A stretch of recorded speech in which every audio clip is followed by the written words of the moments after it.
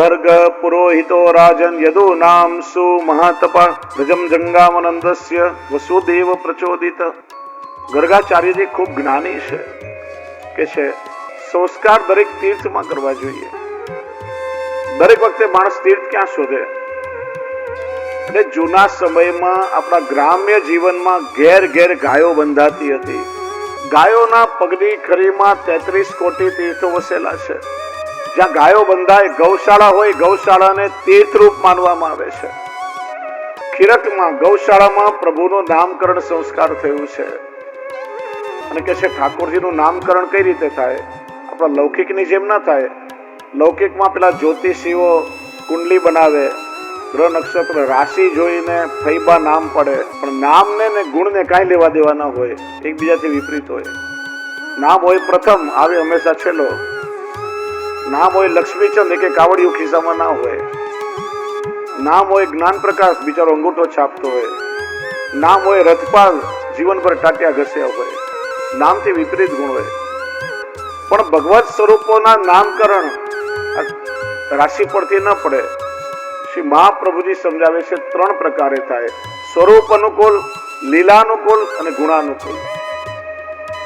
સૌથી પહેલા મોટા ભાઈનું નામ પાડ્યું। સ્વરૂપથી બહુ સુંદર છે, ગૌરવાન છે, નામ થયું રામ, સ્વરૂપાનુકૂળ। પછી ગુણાનુકૂળ, શરીરથી એકદમ બળવાન છે, નામ રાખ્યું બલરામ। અને લીલાનુકૂળ, ભવિષ્યમાં યમુનાજીનું આકર્ષણ કરશે, નામ થયું સંકર્ષણ। 3 નામ દાઉભૈયાના થયા છે। જ્યાં પ્રભુને ગર્ગાચાર્યજીએ પોતાના ખોળામાં પધરાવ્યા, ભાવ વિભોર બની ગયા। મૈયા તારો પુત્ર તો સ્વયં નારાયણનો અવતાર છે। એના તો અનેક નામ છે। બહુની સંતિ નામાની રૂપાણી ચ સુતસ્ય તે ગુણ કર્માનુરૂપાણી તાન્યહમ વેદનો જના। એના અનેક નામ છે, પણ અત્યારે એને જોતા મારા મનમાં એક જ નામ આવે છે, અને નામ છે કૃષ્ણ। બોલીએ કૃષ્ણ કનૈયા લાલ કી। નામકરણ થયું કૃષ્ણ। સ્વરૂપાનુકૂળ પણ છે, ગુણાનુકૂળ પણ છે, અને લીલાનુકૂળ પણ છે। કૃષ્ણ નામની વ્યાખ્યા બતાવી। કૃષિર ભૂવાચક શબ્દ નશ્ચ નિવૃત્તિ વાચક તયોરેક્ય પરબ્રહ્મ કૃષ્ણમ ઇત્યભિધીયતે। કૃષ્ણ એટલે સદાનંદ,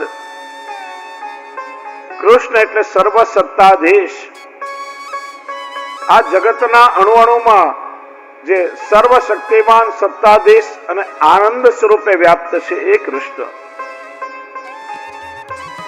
કર્ષતિ ઇતિ કૃષ્ણ, જે આપણા પાપ તાપ અને સંતાપને ખેંચી લે છે, એનું કર્ષણ કરી લે છે।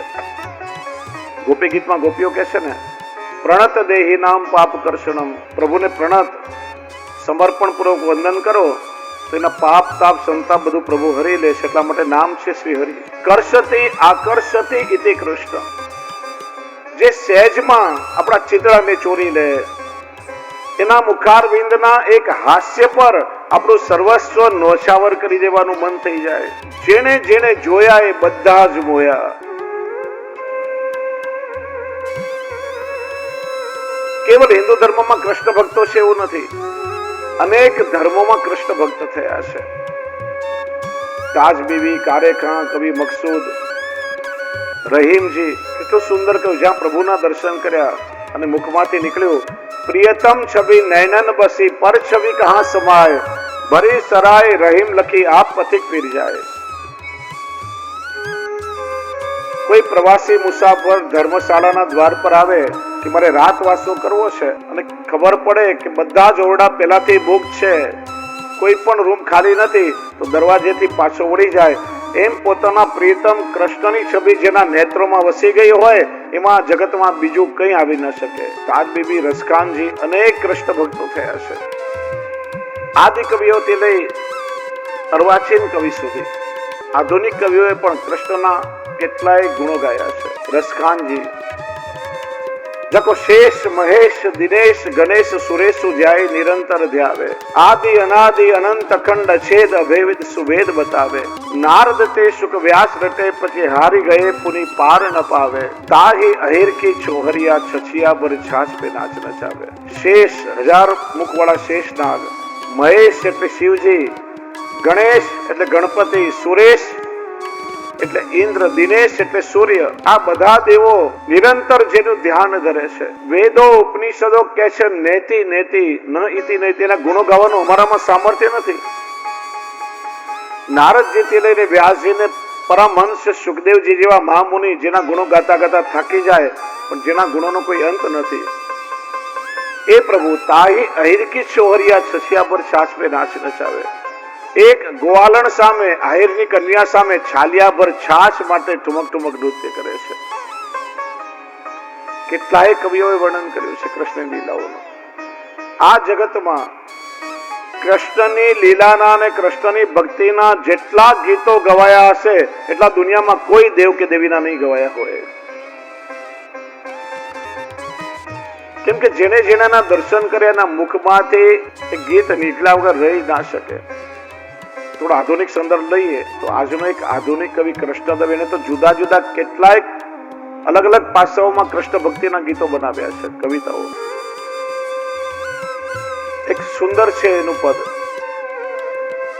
જેમાં કમ્પ્યુટર ઇન્ટરનેટ વેબસાઇટ આ બધા તમામ પાસાઓને એને આવરી લીધા છે શબ્દો બહુ સુંદર છે વાસલડી.com મોરપીછ.com વૃંદાવન આખું મારા કાનજીની વેબસાઇટ એટલી વિશાળ કે કયા કયા નામે ના રાખું ધારો કે મીરાબાઈ.com રાખીએ તો રાધા રીસાઈનું શું અને વિરહી ગોપીનું ગીત એન્ટર કરીએ તો ફ્લોપી વિજાઈનું શું પ્રેમની આ ડિસ્કમાં તો એવી વાનગી કોને છોડું ને કોને ચાખું મારા કાનજીની વેબસાઇટ એટલી વિશાળ કે કયા કયા નામે ના રાખું ગીતાજી.com એકલું ઉકેલવામાં ઉકલી ગઈ પંડિતની જાત 5000 વર્ષ થયા હજી ભગવદ ગીતા પર સંશોધન ચાલી રહ્યું છે એ ગીતાના પારને કોઈ ન પામી શકે ગીતાજી.com એકલું ઉકેલવામાં ઉકલી ગઈ પંડિતની જાત અને જાત બળી જાય છતાં ખ્યાલ ના રહે એ જ માણી શકે પૂનમની રાત તુલસી મીરા સુર નરસૈયો થઈએ તો ઉકલે છે કઈ કે ઝાખું ઝાખું મારા કાનજીની વેબસાઇટ એટલી વિશાળ કે કયા કયા નામે ના રાખું અને છેલ્લે કહે છે એ જ મને પાસવર્ડ મોકલી શકે જેના સ્ક્રીન ઉપર નાચે છે શામ અને એને શું વાયરસ ઘૂસી શકે જેના ચીર પૂરી આપે ઘનશ્યામ ઇન્ટરનેટ ઉપર એ થનગનતો આવે હું કોઈની વિન્ડો ન વાકું મારા કાનજીની વેબસાઇટ એટલી વિશાળ કે કયા કયા નામે ના રાખું આ કૃષ્ણ તત્વ જ એટલું વિલક્ષણ છે રસકાનજીનો પ્રસંગ છે રસકાનજીને 10 વર્ષના એક વાણિયાના બાળકમાં આસક્તિ હતી આખો દિવસ એની પાછળ રખડ્યા કરે ટગર એનું મોઢું જોયા કરે જ્યાં સુધી એનું મુખ ન જોયે એ જલ ના પીએ એકવાર રસકાનજી આવી રહ્યા હતા બે વૈષ્ણવોએ જોયા એનું મૂળ નામ હતું સૈયદ ઇબ્રાહિમ પઠાણોના સરદાર અને બહુ ઉપદ્રવી હતા રસખાન બન્યા પહેલાનો આ પ્રસંગ છે સૈયદ ઇબ્રાહિમ માંથી કૃષ્ણના ભક્ત રસખાન બન્યા છે બે વૈષ્ણવે આવતા જોયા કેવા લાગ્યા કે આ માણસને જેટલી આસક્તિ એક માણસના બાળકમાં છે એટલી જો ભગવાનમાં થઈ જાય ને તો આનો બેડો પાર થઈ જાય ને રસખાને સાંભળી દીધું નજીક આવ્યા કેવા લાગ્યા તુમ દોનો અભી મેરી બાત કર રહે થે ના વિચાર્યું છે મ્લેચ્છ છે કઈક ઉપદ્રવ કરશે તામસી સ્વભાવનું છે ना हमें तो हमारी बातों करता थे नहीं मुझे पता है मेरी ओर देखकर तुम बात कर रहे थे सच बताओ वरना सर उड़ा दूंगा પેલા વૈષ્ણવ કે અમે તો કહેતા હતા કે રસકાનને જેટલી આસક્તિ એક માણસના બાળકમાં છે એટલે ભગવાનમાં થઈ જાય તો એનો ઉદ્ધાર થઈ જાય અચ્છા તો ભગવાન तुम किसे कहते हो જેને મને બનાવ્યા તમને બનાવ્યા આખા જગતની સૃષ્ટિની રચના કરી જે આપણા બધાનું પોષણ કરે છે એને અમે ભગવાન કહીએ अच्छा खुदा को तुम भगवान कहते हो तुम्हारा भगवान कैसा दिखाई देता है एक वैष्णव પાસે શ્રીજી બાબાનું ચિત્ર હતું કાઢીને રસકાનજીને બતાવ્યું કે જો અમારા પ્રભુ આવા લાગે જ્યાં શ્રીજી બાબાના ચિત્ર પર રસકાનજીની દ્રષ્ટિ પડી અને ઠાકોરજીએ એવો મન ખેંચી લીધું કે ક્ષણ માત્રમાં બધી લૌકિક આસક્તિ છૂટી.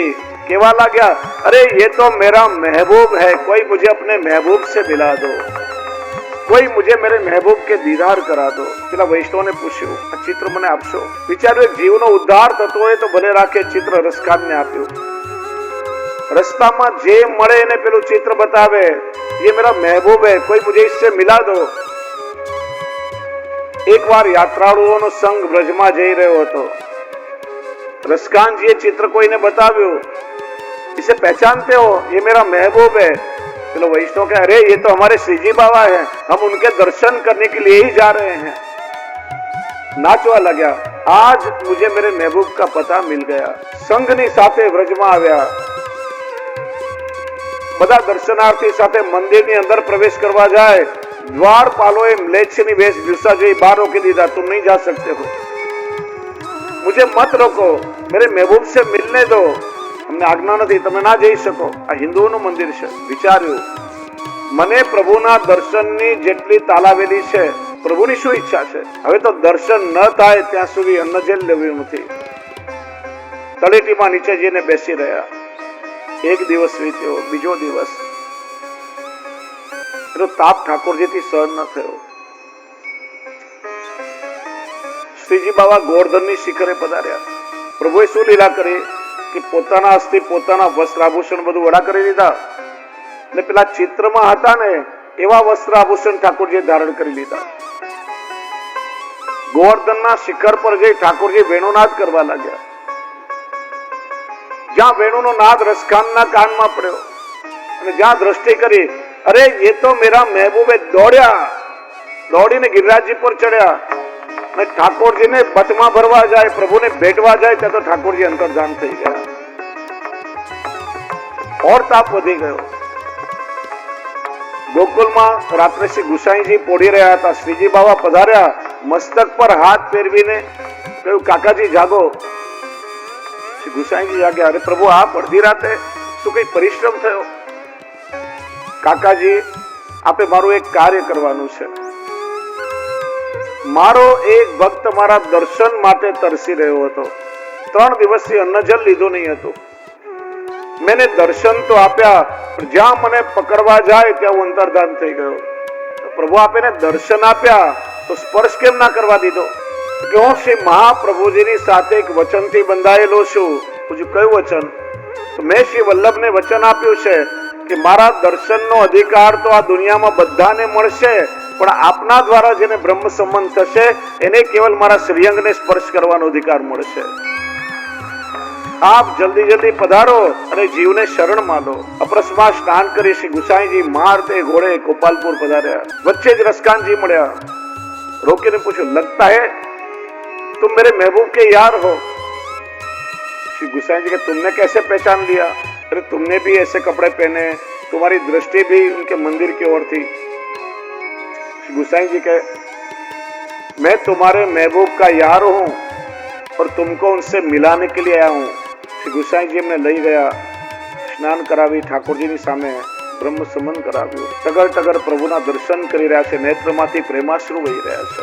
જ્યાં મન ભરાયું, સાષ્ટાંગ દંડવત પ્રણામ કરી ઉભા થઈને પાછા ફરવા જાય ત્યાં ઠેકડો મારીને શ્રીજી બાબા પધારે ને રસકાનજીનો હાથ પકડી લીધો. કેવા લાગ્યા? ભાગે છે ક્યાં? અત્યાર સુધી મને મળવા માટે તને તાલાવેલી લાગી હતી, પણ હવે તો શ્રી ગુસાઈજીએ સ્વયં તને બ્રહ્મ સંબંધ કરાવ્યું. તારો હાથ પકડીને મારા શ્રેયસમાં સોંપ્યો છે. હવે લાખ ભાગવાની કોશિશ કરીશ તો હું તને નહીં છોડું. ચલ મેરે સાથ ખેલવે કે લીએ. આવી કૃપા ઠાકોરજી કરી. પ્રભુના મુખારવિંદના દર્શન થતા ઠાકોરજી એવું મન ખેંચી લીધું. નામ જ છે કરશતે ઇતિ કૃષ્ણ. એટલા માટે કે ને, એક વાર શ્રીજી બાબાનું મુખ કમળ જેને જોયું, કોટી કલ્પનું મલિન થયું મન એક પલકમાં ધોયું. જેને શ્રીનાથજીનું વદન કમલ જોયું. પ્રભુ, મારી વિનંતીથી મારું દુઃખ દૂર કરવા માટે આપણે અવતાર લીધો છે. ગાયના રૂપમાં પૃથ્વી પ્રભુને વિનંતી કરવા ગઈ હતી. એની વિનંતીથી પ્રભુએ અવતાર લીધો છે. તો મારા પર આપના ચરણ પધરાવીને ક્યારે મને અલંકૃત કરશો, મારા તાપને ક્યારે દૂર કરશો? હવે ઠાકોરજીએ રીંગણ લીલા શરૂ કરી, ઠાકોરજીએ ગોઠણીએ ચાલવું શરૂ કર્યું છે. શ્રી મહાપ્રભુજી આજ્ઞા કરે છે કે વિરાટ પુરુષના ગોઠણમાં સૂત લોક છે, અને ભગવાન જયારે ગોઠણીએ ચાલે ત્યારે સૂત લોકના જે જીવો છે એમની આસુરી વૃત્તિનું દમન થાય છે. મૈયાએ સોનાની ઘૂઘરીઓ વાળા નુપુર પ્રભુના ચરણમાં ધરાવ્યા છે, અને નુપુરની મધુર ધ્વનિથી ગોઠણીએ ચાલતા ચાલતા ક્યારે મૈયાના ખોળામાં, ક્યારે નંદ બાવાના ખોળામાં પ્રભુ આવીને બિરાજે. બાલ લીલાની આ ચંચલતા જોઈને બધાના મન હરખાય. ગોપીઓ વિનંતી કરે કે પ્રભુ મારા ખોળામાં ક્યારે ચાલીને પધારશો, મારા ઘરે ક્યારે પધારશો? અને ભાગવતજીના 10મા સ્કંદ 8મો અધ્યાય 24મા શ્લોકમાં વર્ણન આવે છે કે જેમ નંદરાયજીની આંગળી પકડીને પ્રભુ ચાલતા શીખ્યા, એમ નંદાલયના આંગણામાં નાના નાના વાછરડાઓ દોડાદોડી કરતા હોય તો પ્રભુ એની પૂંછડી પકડી લે. કૃષ્ણ અને બલરામ એ વાછરડાની પૂંછડી પકડી અને પાછળ પાછળ દોડે, એ રીતે ચાલતા શીખ્યા છે. હવે તો દોડતા દોડતા કોઈ ગોપીના ઘરે ઘૂસી જાય, કોઈ ગોપીના ઘરે પધારે, બાળકો ઊંઘતા હોય એને જગાડી જાય, દૂધ દહીંના નીચે મૂકેલા માટલા હોય ઊંધા વાળી જાય, અનેક નટખટ લીલાઓ કરે. ગોપીઓ મૈયાને ફરિયાદ કરે પણ માં કોઈનું સાંભળે નહીં, માં ક્યારે ઠપકો ના આપે. શ્રી મહાપ્રભુજીનું કારણ બતાવે છે, સ્વરૂપે કેવલ સ્નેહ ભાવ તસ્માદ ન કોપી દોષ ગૃહણાતિ, યત્ર સ્નેહ તત્ર ન કોપી દોષ. પ્રેમનો સ્વભાવ છે કે આપણે જેને પ્રેમ કરતા હોઈએ એમાં ક્યારે કોઈ દોષ આપણને દેખાય જ નહીં, દોષમાં પણ ગુણનું દર્શન થાય. આ સ્નેહનો સ્વભાવ છે. મૈયાને લાલા પર અપાર સ્નેહ છે. ગોપીઓ ફરિયાદ કરે પણ માં ક્યારે કોઈનું સાંભળે નહીં. જો પુષ્ટિ માર્ગમાં સ્વરૂપાશક્તિ છે અને મર્યાદા માર્ગમાં ગુણાશક્તિ છે. આ બંનેમાં ફરક શું છે? તમને કોઈ પૂછે કે અમુક વ્યક્તિને તમે પ્રેમ કરો છો એનું કારણ શું, અને જો તમારી પાસેનું કારણ છે તો તમને પ્રેમ કરતા આવડતું જ નથી. પ્રેમનું ક્યારેક કોઈ કારણ ન હોય, અને કારણથી થયેલો પ્રેમ ત્યાં સુધી ટકે કે કારણ હોય ત્યાં સુધી. તમને કોઈ પૂછે ફલાણા વ્યક્તિને તમે પ્રેમ કરો છો કેમ, તો એની પાસે બહુ રૂપિયા છે એટલા માટે. રૂપિયા ખાલી થઈ જાય તો પછી પ્રેમ પણ ખાલી થઈ જાય. તમે અમુક વ્યક્તિને પ્રેમ કરો છો કેમ કે એનો સ્વભાવ બહુ સારો છે, જે દિવસે આમ સ્વભાવ બદલાયેલો લાગે પછી પ્રેમ બી બદલાઈ જાય. ગુણોને કરેલો પ્રેમ ત્યાં સુધી ટકે કે જ્યાં સુધી ગુણો દેખાય. આ વ્રજ ભક્તોએ ઠાકોરજીના ગુણોને સ્નેહ નથી કર્યો, ઠાકોરજીના સ્વરૂપને પ્રેમ કર્યો છે. સ્વરૂપાશક્તિમાં કોઈ દોષનું દર્શન જ ન થાય. એટલા માટે મૈયા ક્યારે લાલને ઠપકો ના આપે. ત્યારે એક વઢકણા સ્વભાવ વાળી ગોપી હતી કે કનૈયા બહુ નટખટ છે, બહુ તોફાની છે. આ વારે ઘડીએ મૈયાને ફરિયાદ કરીએ, માં કોઈનું સાંભળતી નથી, મેં તો બધાને સતાવે પણ મારા ઘરે આવવાની કોશિશ ના કરતો. મારા ઘરે આવીશ ને તો તારી ખેર નથી, કેમ હું કાલે જ તારા ઘરે આવું છું. પેલી ગોપીએ ચેલેન્જ તો આપી દીધી પણ પાછી મૂંઝાઈ કે આ નટખટ છે, આવશે ચોક્કસ. હવે એ તો ઘરમાં રાહ જોઈને બેસી રહી. ઠાકોરજી બારણામાં આવ્યા, જોયું જે રીતે ઘરમાં કોઈ દેખાતું નથી, આવીને સિક્કા પર ચડ્યા. ત્યાર ગોપીએ રંગે હાથ પકડી લીધા. આજે ચોર હાથમાં આવ્યો છે, આજે તારી ખેર નથી, ચાલ હવે મૈયા પાસે, આજે તારી બધી રાવ મૈયાને કરું. હાથ પકડીને તાણીને લઈ જઈ રહી હતી. હવે ગોકુલની નાની નાની ગલીઓ અને ગોકુલની એ ગલીમાં થઈને પસાર થવાનું હતું, ને એ જ ગલીમાં પેલી ગોપીના સસરાજીની દુકાન હતી. એનું બાળક ત્યાં રમી રહ્યું હતું. મર્યાદાનો સમય હતો. સસરાજી ત્યાં બહાર ખાટલામાં બેઠા હતા. ગોપીએ લાંબો ઘૂંટો તાણી લીધો. કાનુડાએ વિચાર્યું કે આ મોકો છે. ગોપીને એવી વાતોય વળગાડી, અરે ગોપી તને મારા પર જરાય દયા નથી આવતી. અમારા નાના નાના કોમળ હાથ કેટલા તે જોરથી તાણીને પકડ્યા છે, મારો હસ્ત દુખી રહ્યો છે, થોડી વાર બીજો હાથ પકડ ને. આમ હાથ બદલાવાના બહાને એના દીકરાનો હાથ પકડાવી દીધો ને પોતે છોડી ઘેર આવીને પોડી ગયા. પેલી ગોપી બરાડા પાડતી પાડતી આવી, અરે યશોદા મૈયા, અરે નંદરાની, જો આજે નટખટ ને ચોર ને રંગે હાથ પકડ્યો છે, જો તારા લાલાને લઈને આવીશું. મૈયા બહાર આવ્યા કક્ષમાં, કેમ બરાડા પડે છે, શું થયું? આજે જો તારો લાલો નટખટ ઘરે ચોરી કરતો તો રંગે હાથ પકડ્યો. મૈયા કે ક્યાં છે મારો લાલો, ક્યાં કોણ છે? કે તું જો ને કોણ છે. જોયું તને પોતાનો દીકરો. એવી બોઠી પડી. ત્યાં અંદરથી આમ આળસ મરડતા મરડતા બહાર નીકળ્યા. મૈયા શું થયું? કોણ બૂમાબૂમ કરે છે? કે જો ના ગોપીના પોતાના દીકરાને લઈને આવી કે છે મૈયા હું તારા લાલાને પકડીને લાવીશું. લાગે છે ને ભૂત વળગ્યું છે. કાનુડો કે ભૂત ઉતારવાનો મંત્ર મારી પાસે છે. ગોપીના કાનમાં જઈને કહ્યું કે આજે મારી ફરિયાદ કરવાની કોશિશ કરી તો તારા દીકરાનો હાથ પકડ્યો, બીજી વાર કોશિશ કરીશ તારા ધણીનો હાથ પકડાવી દઈશ. બીજે દિવસે પેલી ગોપી અને એનો ગોપ બપોરે ઊંઘી રહ્યા હતા. એ સમયની ફેશન હતી. પુરુષોની લાંબી લાંબી દાઢી હતી, સ્ત્રીઓના લાંબા લાંબા વાળ હતા. બપોરે નટખટ કાંડોડો અચાનક ઘરમાં આવ્યો. આ બંને ઊંઘી રહ્યા હતા. ચૂપચાપ પેલા ગોપની દાઢી સાથે પેલો ગોપીનો ચોટલો ગાંઠ વાળીને તાણીને બાંધી દીધો. જાણી જોઈને ભડાક કરતો દરવાજો જોરથી વાસી અવાજ કે ભાગ્યા ત્યાંથી. દરવાજાનો અવાજ આવે એટલે પેલા બંને ઝબકીને જાગી ગયા ને દાઢીને ચોટલામાં ખેંચમતાણી થવા લાગી. ભગવાનની વાળેલી ગાંઠ કોણ ખોલી શકે? કાતર લઈને પેલાની દાઢી કાપી ને પેલી ગોપીએ ચોટલો કાપી. ત્યારથી ફેશન આવી કે પુરુષો દાઢી વગર ના થયા ને બૈરાઓના વાળ ઓછા થઈ ગયા. એક એક નટખટ લીલા પ્રભુ કરે. ઠાકોરજી એક દિવસ બધા સખાઓને ભેગા કર્યા. ગ્વાલ બાલોનો એક મંડળ બનાવ્યો. સખાઓને કહ્યું આપણે એક મંડળ બનાવી એનું નામ રાખીએ ચૌર્ય મંડળ. દાઉ દાદા એના અધ્યક્ષ, પ્રચાર મંત્રી મધુમંગલ શ્રીદામા એનો કોષાધ્યક્ષ રહેશે અને હું એનો પ્રમુખ રહીશ. કે મંડળની પ્રવૃત્તિ શું? કોણે કોણે પોતાના ઘરમાં દહીં દૂધ ગોરસ સંતાડીને રાખી આપણા જાસૂસોને તપાસ કરવા મોકલવાના. કે મંડળના કોઈ નિયમ તો ખરા કે આપણે સાથે હળી મળીને રહેવાનું, જે મળે એ હળી મળીને ખાવાનું. માખણ મળે તો માખણ અને માર મળે તો માર. પછી ઉદ્ઘાટન ક્યારે કરવું છે? કે નજીકનો કોઈ સગો હોય તો માર ખાવાની સંભાવના થોડી ઓછી રહે. નજીકમાં જ દૂરના સગા એક માસી રહેતા હતા. ઘરમાં બિલકુલ એકલા, દરેક પ્રકારની અનુકૂળતા હતી. ગ્વાલ બાલોને બહાર ઉભા રાખી કાનુડો ચૂપચાપ અંદર આવ્યો. માસી બા કમાડ વાસીને ક્યાંક બહાર જવાની તૈયારી કરી રહ્યા હતા. માસી કે અરે કનૈયા તું બરાબર સમય પર આવ્યો.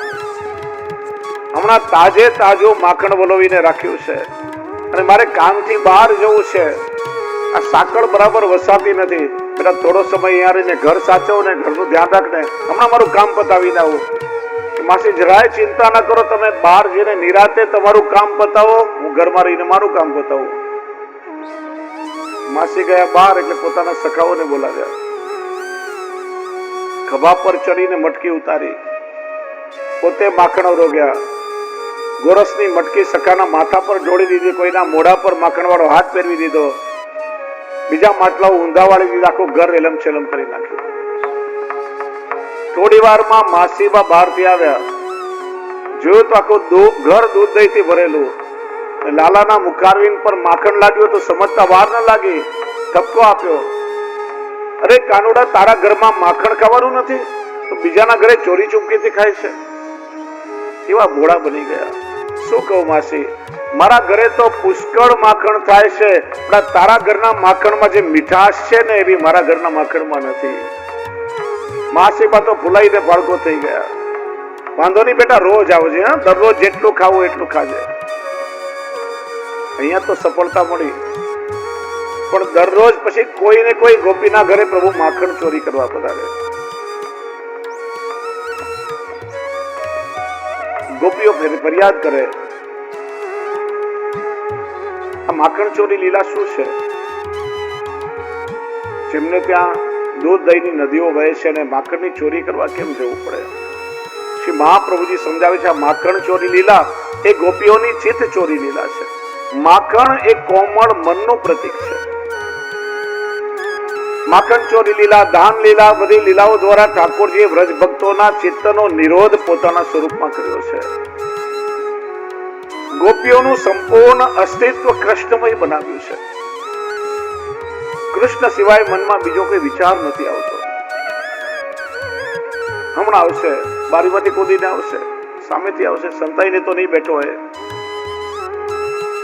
હમણાં સિક્કા પર ચડી જશે. પેલી ગોપી ગોરસ વેચવા સાકરીકોના મારથી જતી હોય ને, પણ મનમાં તો કાનુડો રમી રહ્યો હોય, ઝાડ પર ચડીને તો નહીં બેઠ્યો હોય. હમણાં કોઈ નિકુંજમાંથી બહાર નીકળશે, હમણાં મારો પાલો પકડશે, હમણાં મારી મટકી ફોડી નાખશે. મથુરા ગોરસ વેચવા જાય છે, પણ શું વેચી આવે છે? વિક્રેતુ કામાત કિલ ગોપ કન્યા મુરારી પાદાર્પિત ચિત્ત વૃત્તિ દધ્યાધિકમ મો વસાદ વોચત ગોવિંદ દામોદર માધવેતિ. મથુરા જઈને અરે કોઈ ગોવિંદ લો, અરે કોઈ દામોદર લો, અરે કોઈ માધવ લો, ઘેર ઘેર કૃષ્ણને બેચી આવે છે. એવું મન કૃષ્ણમય બનાવ્યું છે. પ્રશ્ન થાય કે આપણે તો આખંડ સંસારમાં ડૂબ્યા છીએ, આપણે આપણું મન પ્રભુને અર્પણ કરી શકતા નથી. અને ઠાકોરજી સામે ચાલીને ગોપીઓના મનરૂપી માખણની ચોરી કરવા પધારે છે, તો ગોપીઓ ના કેમ કહે છે? એનું કારણ બતાવ્યું કે ગોપીઓ કહે છે કે પ્રભુ અમારું મનરૂપી માખણ આપને લાયક નથી, એમાં કામ ક્રોધ લોભ રૂપી અનેક દૂષણો રહેલા છે, માટે એનો સ્વીકાર ન કરો. શ્રી કૃષ્ણ કહે છે કે અરે ગોપી, તારું મન શુદ્ધ થાય, પવિત્ર થાય, પછી એને સ્વીકારવું, એ તો મર્યાદા થઈ, પરંતુ જેવી છે એવા તારા પ્રેમનો સ્વીકાર કરું, એ જ તો પુષ્ટિની વિલક્ષણતા છે. ના, ગોપીઓ ખાલી દેખાવ માટે ના કહે છે. પ્રસંગ આવે છે કે પ્રભુ માખણ ચોરી લીલા કરીને પધારે, પછી ગોપી પોતાની બીજી બધી સખીઓને બોલાવે, ઠાકોરજીનો મહાપ્રસાદ અધરામૃત બધાને વાટે, અને આજે ઠાકોરજીએ પોતાના ઘરમાં કઈ રીતે લીલા કરી, શું અનુભવ કરાવ્યો, એનો સત્સંગ પોતાની સખીઓ સાથે કરે.